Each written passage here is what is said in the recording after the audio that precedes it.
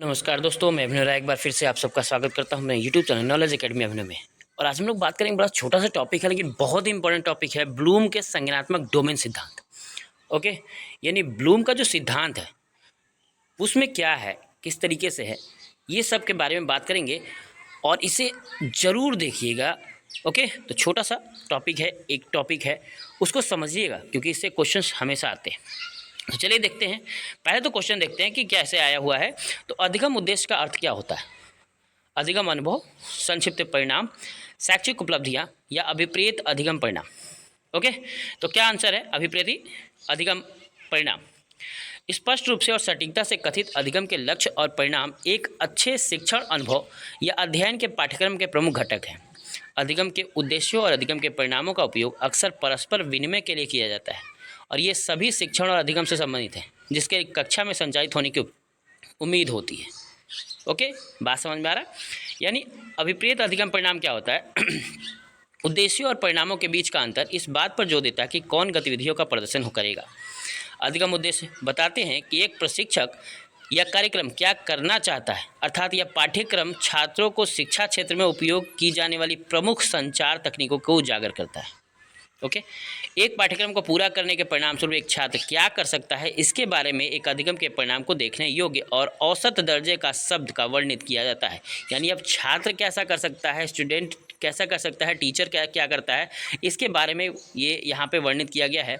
इस पाठ्यक्रम के बाद छात्र विभिन्न संचार माध्यमों के बीच अंतरों की व्याख्या करने और विभिन्न माध्यम की शक्ति और सीमाओं की पहचान करने में सक्षम होता है।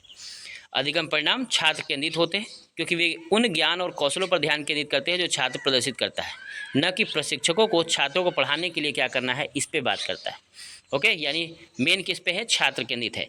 एक प्रभावी शिक्षण परिणाम में दो भागों की संरचना, एक क्रिया और एक वस्तु शामिल होता है।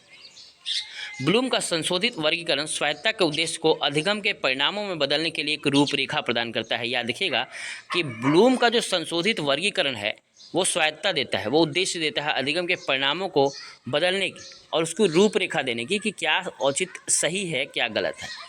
तो देखते हैं हम लोग क्या क्या है। वर्गीकरण क्रियाओं, संज्ञानात्मक प्रक्रियाओं और निचले क्रम के उच्च क्रम सोच कौशल के पैमाने पर आयोजित करता है।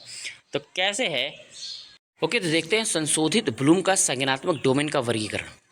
तो संज्ञानात्मक स्तर देखना है कि किस किस स्टेप पे है और एक क्रम से स्टेप चलेगा, यानी छोटे से लेके बड़े तक लेवल चलेगा और अधिगम में वो क्या क्या कर रहा होता है उस एज पे।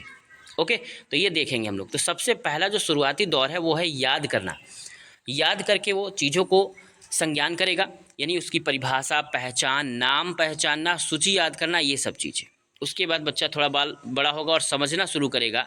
गणना, वर्णन, श्रेणीबद्ध करना, वर्णन करना, व्याख्या करना, चर्चा, चित्रण, सारांश, तुलना, संक्षेप, विश्राम, रूपरेखा और संदर्भ, यानी ये सब काम समझने वाले चीज़ों पे होंगे।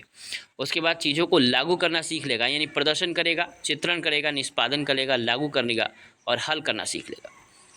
देन उसके बाद विश्लेषण करना सीखेगा, यानी बालक थोड़ा और बड़ा होगा और चीज़ों को विश्लेषित करना सीख लेगा। भेद, परीक्षा, आयोजन, अंतर, संबंध, भेदभाव, ये सब बालक कहाँ कर गया? विश्लेषण करने में। उसके बाद बालक खुद का मूल्यांकन करना भी सीख लेगा। जब बालक 6, 7, 8 में पहुँचेगा वहाँ से बालक मूल्यांकन करना सीख लेगा खुद का, यानी जाँच, श्रेणी, निगरानी, सत्यापन, जाँच करना, समीक्षा करना, ये बालक स्वयं सीख लेगा। और सबसे लास्ट है निर्माण करना, कि वो अब स्वयं निर्माण करेगा, यानी रचना, डिजाइन, परिकल्पना, योजना, सूत्रीकरण, संयोजन, सृजन, उत्पादन, निर्माण और आविष्कार, ये सब बालक कहाँ सीखेगा? जब वो लास्ट पायदान पे होगा, यानी निर्माण करने वाले पायदान पे। ओके, तो ये याद रखिएगा, ये डोमेन है ब्लूम के। तो अभिप्रेत अधिगम परिणाम का कथन का प्रारूप क्या है कि छात्र प्लस क्रिया यानी वांछित क्रिया का प्रदर्शन प्लस उद्देश्य यानी ज्ञान प्लस वैकल्पिक संशोधन यानी प्रदर्शन, मानदंड और शर्तें में सक्षम होंगे।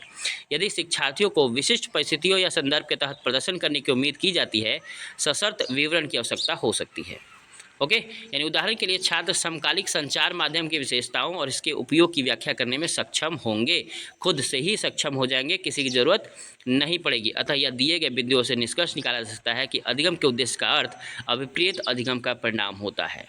ओके, तो ये था थोड़ा सा एक ब्रीफ नॉलेज है ब्लूम टैक्सोनॉमी यानी ब्लूम के सिद्धांत के बारे में।